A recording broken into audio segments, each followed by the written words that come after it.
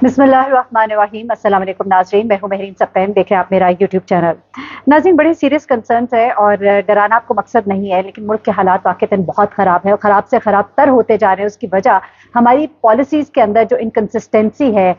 हम लोग मुसलसल देख रहे हैं कि एक हुकूमत आ रही है, जा रही है, फिर जो हमारे मुल्क के हालात हैं, एक ऐसी हालत है, एक ऐसी फ़िज़ा है जिसके अंदर कुछ भी नहीं कहा जा सकता आने वाले वक्त में क्या होगा। और इस तरह की जो फ़िज़ा होती है वो बहुत ही नासाजगार होती है उन कंपनीज के लिए जो आके हमारे मुल्क में इन्वेस्टमेंट्स करती हैं, क्योंकि उन कंपनी के इन्वेस्टमेंट्स के जहां ड्रॉबैक्स हैं वहां पे फायदे बहुत ज़्यादा है।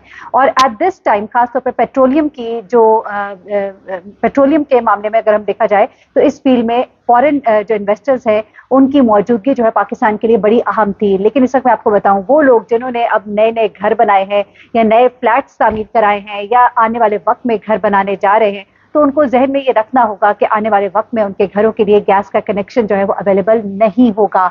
जी हाँ, बाकायदा तौर पर इसकी ऐलान आने वाले दिनों में हो जाएगा। इस बारे में रिपोर्ट जो है वो इस वक्त तैयार हो रही है। जितने लोगों ने अब नए गैस के कनेक्शंस के लिए अप्लाई किया हुआ है उनको अब गैस नहीं मिलेगी, क्योंकि गैस जो है अब मुल्क में उसकी पैदावार उस तरह से नहीं है। कनेक्शंस जो है अब इवन बहुत से कनेक्शंस की जो पहले से एक्सेप्ट की गई थी दरखास्तें, उन्हें भी अब रिटर्न किया जा रहा है। और ये भी नहीं मालूम कि जिन लोगों को पिछले साल कह दिया गया था कि 1 साल के अंदर आपके गैस लग जाएगी, उनके भी गैस लगेगी कि नहीं लगेगी। इस वक्त जो सूरत हाल है वो बड़ी तशवीशनाक है। वो किस तरह से जनाब के ऑयल और गैस सेक्टर के अंदर जितने भी फॉरेन कंपनीज पाकिस्तान के अंदर थी वो छोड़कर जा चुकी हैं।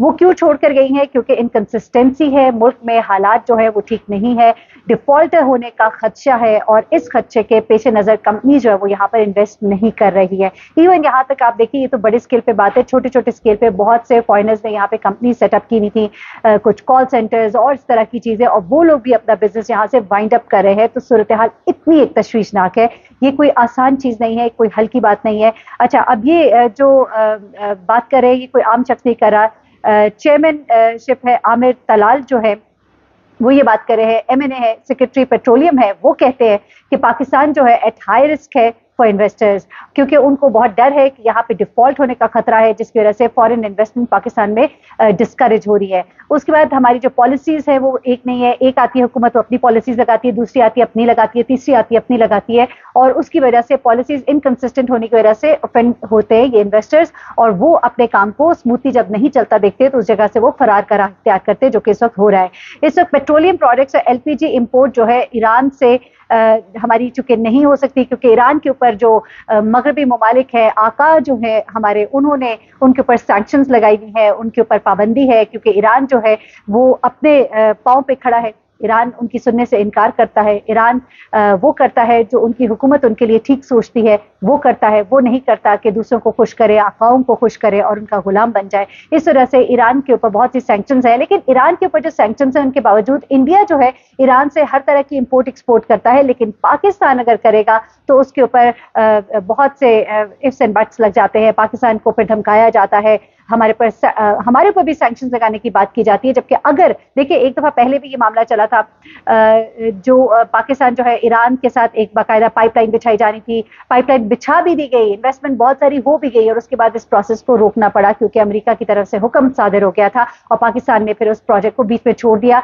जिस पर हमारा इतना पैसा भी जाया हुआ। और पैसा जाया होने के अलावा अगर ये काम चल जाता तो पाकिस्तान को इतना फायदा होना था, क्योंकि ईरान हमारा नेक्स्ट है, बिल्कुल हमारे साथ है मौजूद। ईरान से हमें इंपोर्ट करना, और वहां पे वाफिर मिकदार में ऑयल मौजूद है, गैस मौजूद है, और ईरान से हमें मसनूआत बहुत सस्ती पड़ती है, इस वजह से भी कि उसके ऊपर सैंक्शंस लगी हुई है और वो बेचने के लिए मार्केट ढूंढते हैं। तो ऐसे में पाकिस्तान की मार्केट मिलती तो हमें कम पैसों पर प्रोडक्ट्स जो है अवेलेबल होने थे। और उसके अलावा ईरान चूंकि वेरी नेक्स्ट नेबर है तो वहां से हमें इंपोर्ट करना या एक्सपोर्ट करना चीजें जो है बहुत आसान है। अच्छा, पाकिस्तान के अंदर ईरान से मसनूआत जो है स्मगल करके आती हैं, यहाँ से स्मगल होकर जाती भी हैं, सबको मालूम है, लेकिन चूंकि हम अलल ऐलान ये काम नहीं कर सकते, इसलिए पाकिस्तान के अंदर ये चीजें जो है हमें इसको अवेल करना जो है ऑन लार्ज स्केल जो है वो पॉसिबल नहीं है, और इसकी वजह से हमें बहुत नुकसान है।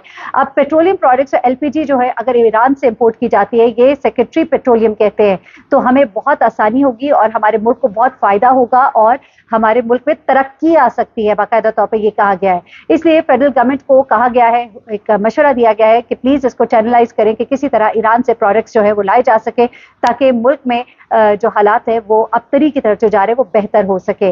اچھا اس کے بعد آگے چلتے ہیں.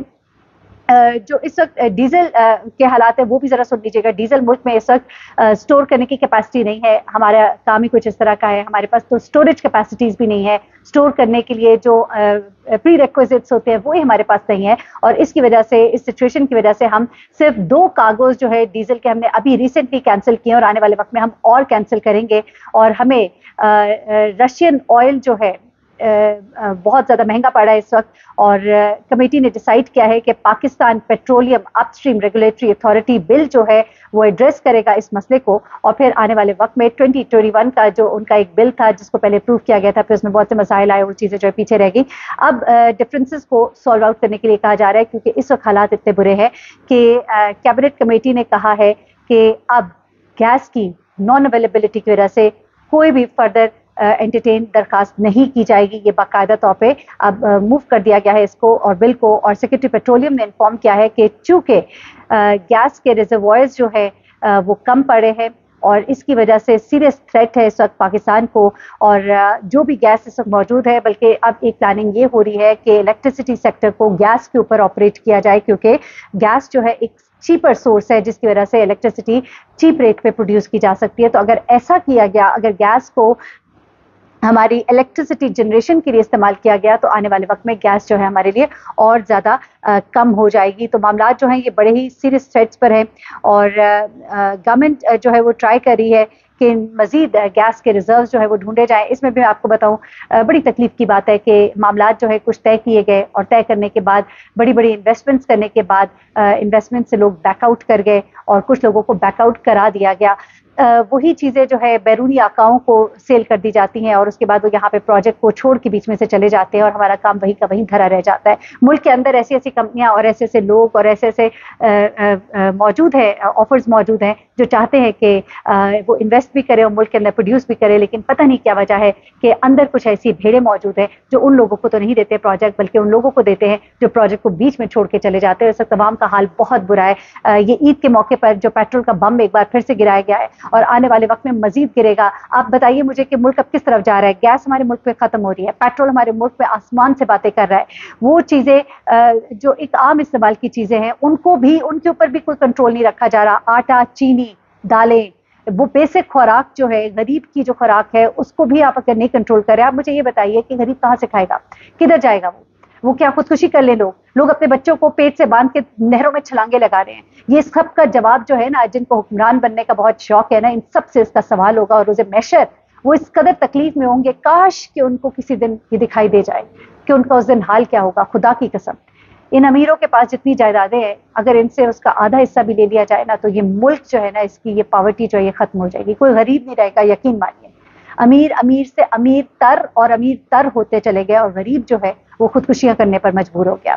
یہ حال ہے ہمارے ملک کا. آنے والے وقت میں کچھ اچھا نہ ایکسپیکٹ کیجیے گا. اپنی بجلی بنانے کا اہتمام کیجیے, سولر پینلز لگائیے, اپنے گھر کو خود آپ نے چلانا ہے, کیونکہ مجھے نہیں نظر آتا کہ آنے والے وقت میں جس طرح انہوں نے گیس کے اوپر ہاتھ اٹھا لیے ہیں, آنے والے وقت میں یہ بجلی سے بھی ہاتھ اٹھانے جا رہے ہیں, اور معاملات بہت ہی سنگین ہے. اللہ تعالیٰ ہمارے ملک کو اپنے زبان میں رکھے, اور ہمیں اچھے حکمران نصیب کرے جو ملک کو چلائیں, نہ کہ اپنے گھروں کو اور اپنے محلات کو چلائیں. اپنا بہت خیال رکھیے گا, دعا میں یاد رکھیے گا. اللہ حافظ.